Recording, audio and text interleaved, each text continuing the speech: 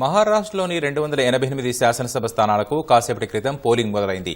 ప్రధాన పార్టీలైన శివసేన, ఎన్సీపీ 2 వర్గాలుగా చీలిన తర్వాత జరుగుతున్న తొలి ఎన్నికలు కావడంతో అందరి దృష్టిని ఆకర్షిస్తున్నాయి.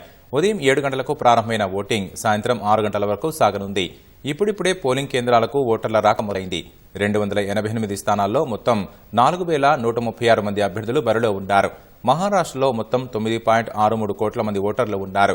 ఒక్క ముంబైలోనే 1 కోటి మందికి పైగా ఉన్నారు. వారి కోసం 1,186 పోలింగ్ కేంద్రాలను ఎన్నికల సంఘం ఏర్పాటు చేసింది.